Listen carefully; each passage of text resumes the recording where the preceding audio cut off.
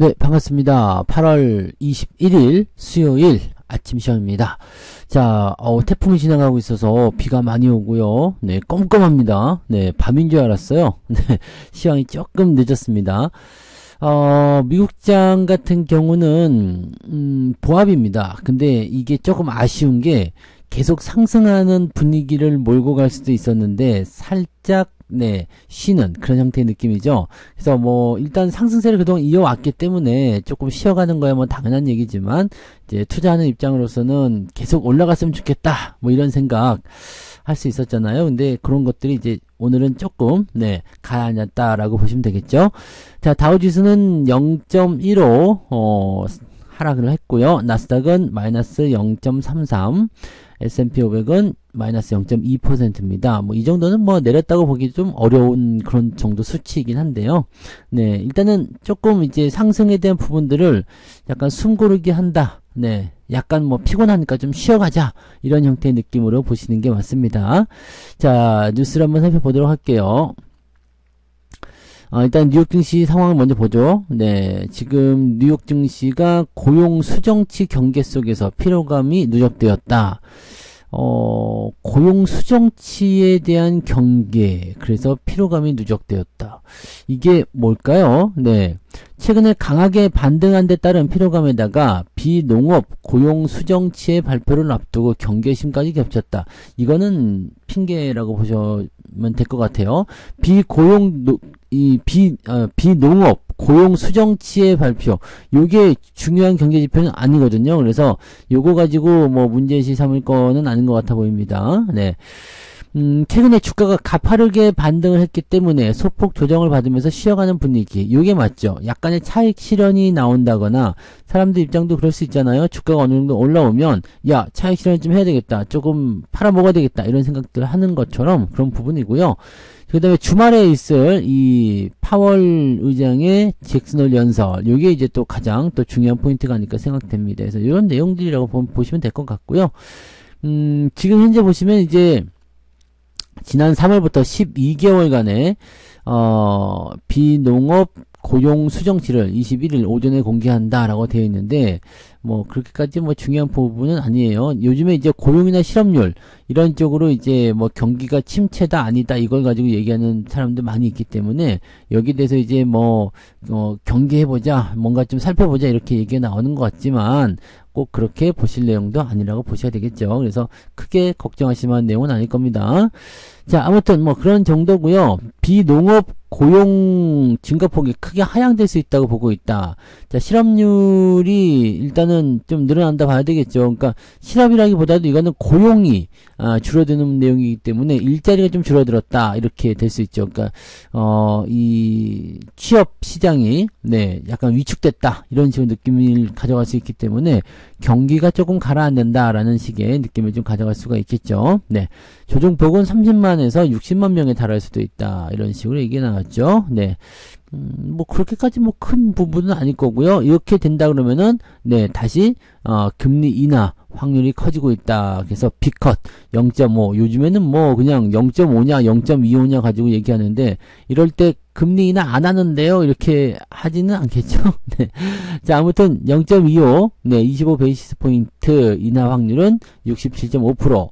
자, 그 다음에 0.5 B컷을 하게 될 가능성은 32.5% 이렇게 되어 있다. 그러니까 금리 인하할 확률은 일단은 네 100%라고 보시면 되고요. 12월 말까지 네 1% 정도 금리를 인하할 확률이 무려 44.6%가 된다고 합니다. 그래서 100 베이시스 포인트, 그러니까 1%죠, 1%. 이게 베이시스 포인트로 해놓으니까 되게 헷갈려요. 그죠? 자, 1%의 금리 인하를 한다라는 것은 지금 B컷이 한번 나온다는 얘기잖아요. 근데 그렇게 될 수도 있죠. 네, 0.75에서 1.0 정도를 예상하고 있으니까 원래 연준도 그렇게 얘기했었어요. 네. 0.75 정도 낮출 것이다. 한 3번 정도 금리 인하할 것이다. 이렇게 나오는 건데 여기에서 이제 다음 연도, 즉 내년도까지 금리 인하가 어떻게 이어질 것이냐, 요게 이제 중요한 부분이 되겠죠. 그래서 그런 것들 좀 살펴보고 가셔야 될 필요는 있겠습니다. 매그니피센트 7은 엔비디아를 제외하면 모두 다 보합권이었다. 엔비디아는 조금 어떻게 됐나요? 네, 엔비디아는 좀 내렸나요? 자, 넷플릭스는 호실적, 그래서 사상 최고치를 경신하는 모습이었고요. 뭐, 오징어 게임 2가 나온다면서요? 네, 그런 부분이고요. 자, 엔비디아는 주가가 2% 이상 하락하면서, 네, 시가총액 순위가 다시 내려갔다. 그래서, 아, 얘는 내려갔군요. 엔비디아가 떨어지면서, 다른 것들은 모두 보합권에 머물렀고 엔비디아만 좀 떨어졌다라고 되어 있는 거죠. 그러면 하이닉스가 어제까지 해서 좀 올랐으니까 오늘 좀 내릴 수 있으려나요? 네. 어제까지는 또 우리가 기대가 또 올랐단 말이죠. 그럼 오늘은 또 살짝 더 내려가면서 완급 조절을 좀 해주는 그런 형태로 가지 않을까 이렇게 봐야 되겠네요. 그죠?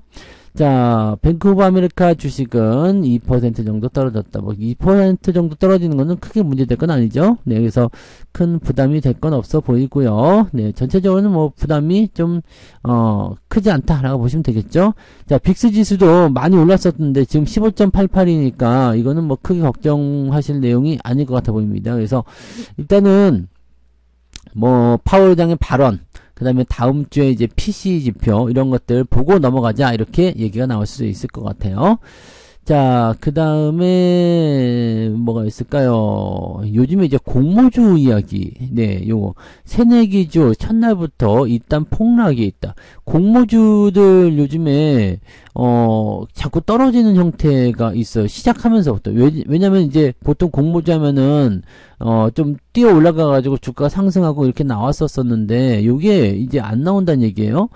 자, 공모주가 고평가 논란이 끊이지 않는 가운데 증시 변동성도 커졌다. 그래서 IPO 시장에 영향을 주고 있다. 지금 이제 옛날에는 이제 뭐 공모주 사기만 하면 이제 대박이다 뭐 이렇게 나오는 경우도 있었는데 이제는 그게 아닌 것 같아 보여요. 그죠? 네.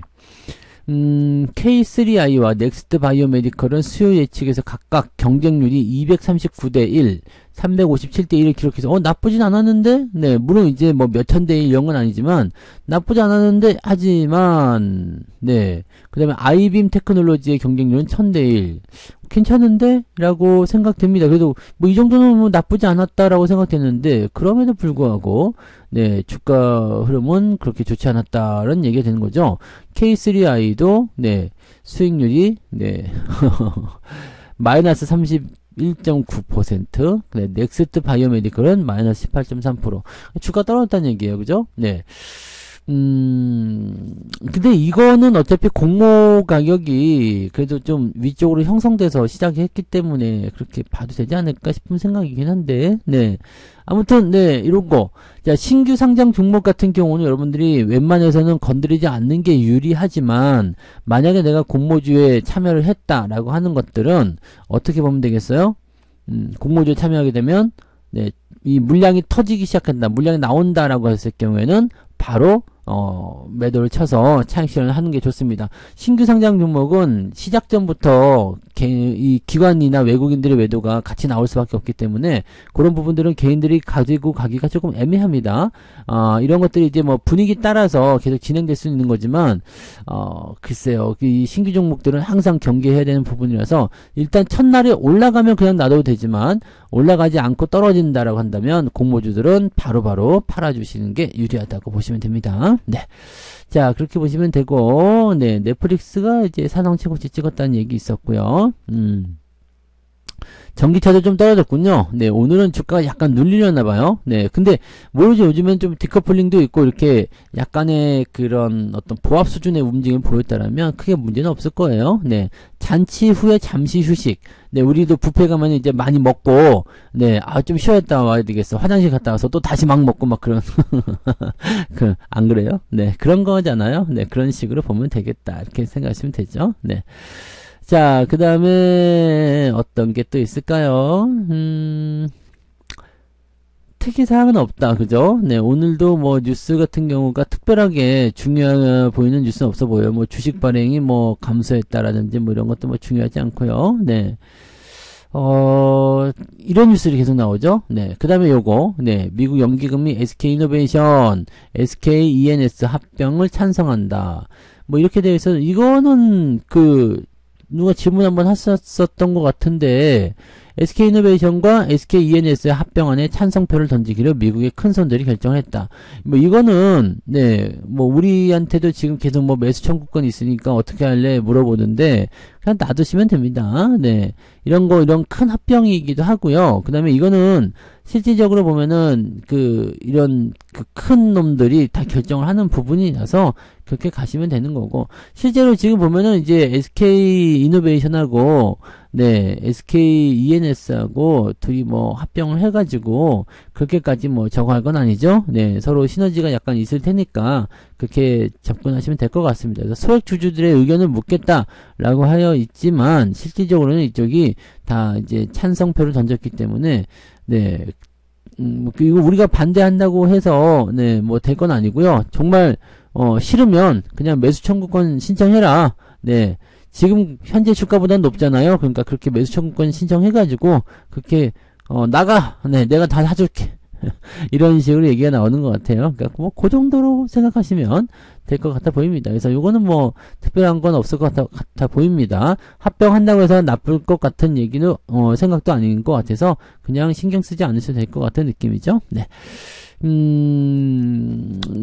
뉴스가 뭐 이게 전부 다인 것 같아요. 그죠? 뭐 잭슨홀, 엔비디아 뭐 등등등등. 네. 특이사항은 없어요. 금값도 올랐다는 얘기 있고요. 네. 그 다음에 역대급 더위속 실적 희비 갈림 폭염 수혜주. 이 폭염 수혜주라고 하기도 좀 그래요. 요즘에 여름 관련한 종목군들이 워낙 시장이 변동성을 많이 보이다 보니까 그냥 한물 갔어요. 네. 한물 가버렸어요. 그래서 성수기를 맞아서 깜짝 실적을 거둔 기업의 주가가 급등했다. 하지만 대부분의 기업들은 그다지 썩 움직이지 않았다. 에어컨 제습기 등을 판매하는 파세코의 주가는 네, 한 달간 29.17% 하락했다. 창문형 에어컨 시장. 저도 이 창문형 에어컨 파세코 거 맞죠? 파세코 맞나? 파세코 맞을 거예요. 얘 거 쓰고 있는데 이번에는 이제 또 떨어졌어요. 네, 이번에 엄청나게 더웠음에도 불구하고 많이 떨어졌다는 얘기죠. 네, 실적도 그렇게 나쁘지 않았을 텐데 주가 떨어졌단 말이죠. 네, 그냥 위닉스 이런 것들도 많이 내렸고요. 요즘에 전통적인 여름 관련주들이 다 내렸어요. 신일전자도 내렸어요. 10%나 내렸어요. 근데 시장이 떨어졌기 때문에 그럴 수도 있습니다. 급락한 영향을 그대로 받았을 거라 생각해요. 지난번에 뭐 서킷이라든지 이런 것도 있었으니까 감안하면은 또 내린 건 아니라고 볼 수 있겠습니다만, 네, 이렇게 파세코가 제일 많이 떨어졌네요. 그냥 빙그레는 악재가 있었죠. 그다음에 뭐 이런 식인데 왜 떨어졌는지 잘 모르겠죠. 네. 근데 왜 떨어졌는지 잘 모르겠지만 시장이 전체적으로 떨어졌던 서킷 때 크게 떨어져서 올라오지 못한 거죠. 네. 왜냐면은 시장이 올라갈 때 일단 대형주, 주도주 위쪽으로만 올라가다 보니까 얘는 떨어졌는데 회복을 제대로 못 해준 거다라고 생각하시는 게 맞을 것 같아 보여요. 자, 그러면서 원래 이제 가을로 넘어가 버리게 되면은 얘네들은 이제 한물도 가버리는 거죠. 그래서 참 애매한 상황이 좀 된 겁니다. 네. 그 다음에 하이트질러, 롯데칠서 이런 것들, 음료 관련한 부분들은 좀 올랐다라고 되어 있네요. 네. 열받으니까 술 마시자 이렇게 하셨을 수도 있고요. 폭염이 있다 보니까 아무래도 이제 이제 시원한 거 찾으시는 분들 많이 계시고, 네, 실내에서 또, 네, 한 잔 빨아 삐리뽀 하시는 분들 많이 계시죠? 네, 그러다 보니까 이제 실적이 많이 늘었다고 합니다. 네, 그런 부분이 있네요. 뭐, 그 정도인 것 같아요. 근데, 실적 대비해서는 그렇게 주가가 많이 안 올랐는데, 6%대, 그래요. 네.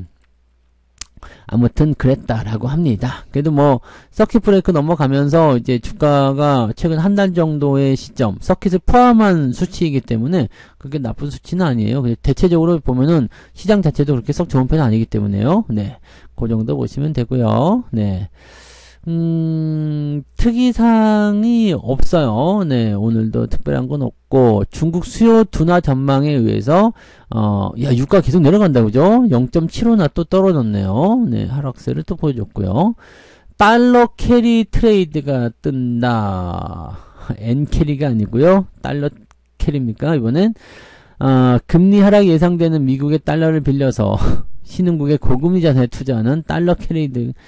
야, 이거는 또, 근데 이거는 뭐, 나쁘다고 볼 수 있는 내용은 아니겠죠? 네, NK의 비하면 네, 나쁜 건 아닙니다. 그래서 엔캐리를 청산하고 달러 캐리 트레이드로 이동하고 있다. 엔캐리를 청산한다라는 것은 일단은 청산 물량이 나와야 된다는 이야기이긴 한데 일본이 일단은 금리 인상을 한 단계 후퇴를 했기 때문에 어떻게 될지 좀 모르겠어요. 그죠? 네, 좀 봐야 되고 근데 아직은 이 달러 이거는 좀 그렇지 않나요? 미국의 금리가 떨어지기 때문에 미국의 달러를 빌려가지고 신흥국의 고금리에 투자한다. 근데 우리나라는 해당 사항 없습니다. 네.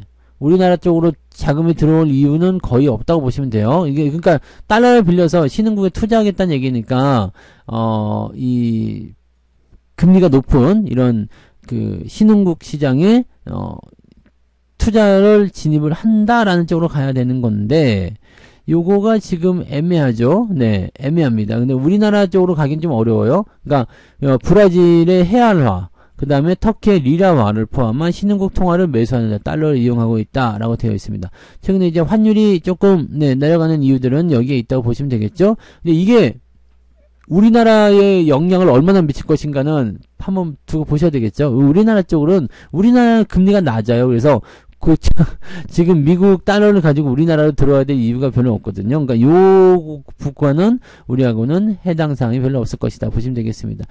우리나라 금리가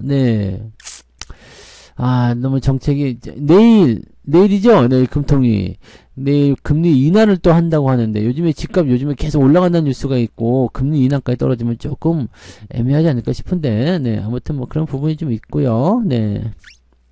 없네요. 이제 뉴스가 특별한 게 없습니다. 네, 특별한 게 없고, 이 정도 보시면 될 것 같아요. 그냥 경계심이 조금 있다. 그런 정도로만 해석하시면 될 것 같고, 우리나라 증시도 말씀드린 대로요, 2650에서 2750 그 사이에서 움직여야 되기 때문에, 또 조금 올라갔죠? 2700 근처까지 갔지만, 거기에서 또 살짝 또 내려오거나, 아니면 오히려 오늘은 또 전체적으로 강보합을 유지할 수도 있죠. 근데, 시장 분위기가 특별하게 잡히거나 그런 모습은 또 아니니까, 이 부분 참고하시고, 하나만 더 볼까요?